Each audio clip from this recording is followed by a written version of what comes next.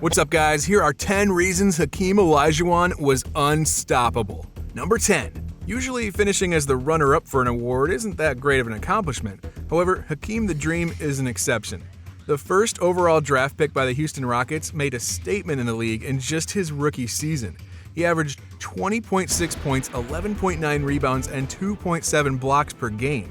He was unfortunately not able to pull away with Rookie of the Year award though, mostly because the NBA saw another player by the name of Michael Jordan, maybe you've heard of him. He entered the league in that same year.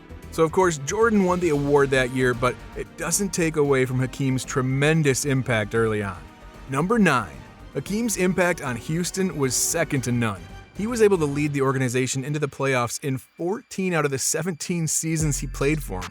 That, my friends, is an impressive achievement. To do this, though, he needed to score a lot of points, and often. Olajuwon became the franchise's all-time playoff leader in quite literally every single major category except for three-pointers made, attempted, and percentage, and free throw percentage and field goal percentage. This kind of impact from one player doesn't come around very often, but at least they were able to turn this playoff consistency into some championships. Number 8. In 1990, Hakeem gave us his best career scoring performance.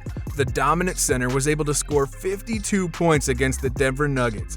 He only needed 42 minutes of game time in order to make this career high happen too. Though scoring wasn't the only thing on his mind.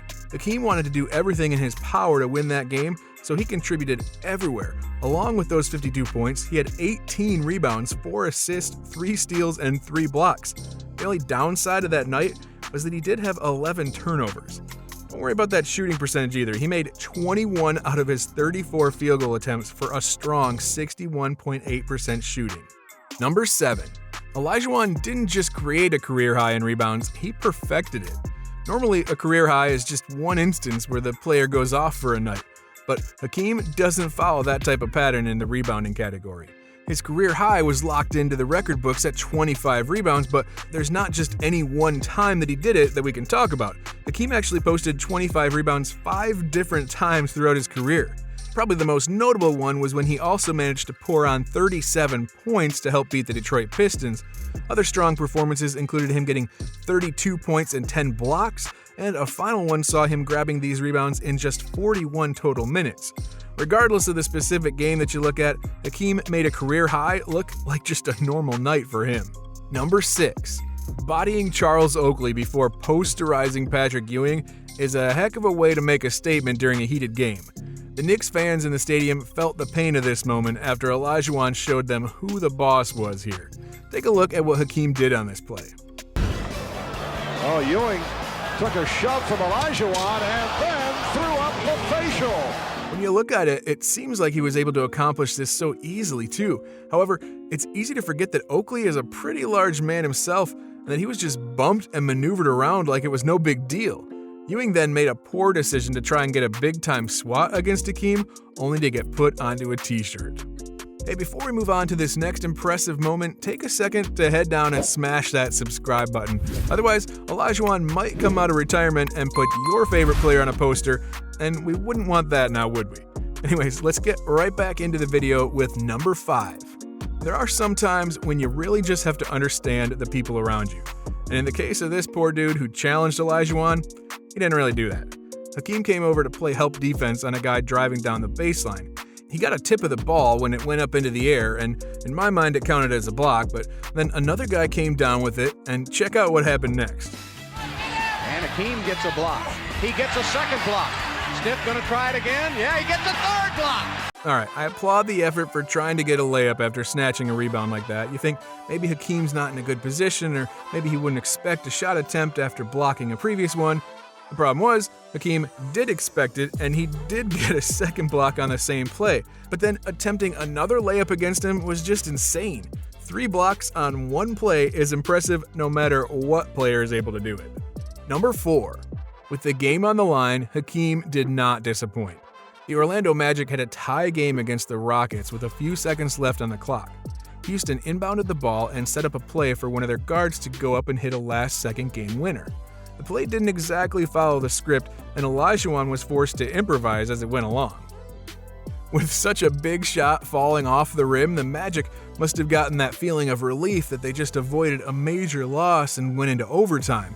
Doing so caused them to fall asleep at the wheel, though, and not prepare for the possibility that there would have been enough time for Hakeem to step in and pop the ball back up and in before the clock hit 0. Puts the ball on Anderson. Goes, he puts it up, on the rim off, tipped in. That right there was excellent game knowledge and awareness from the Dream.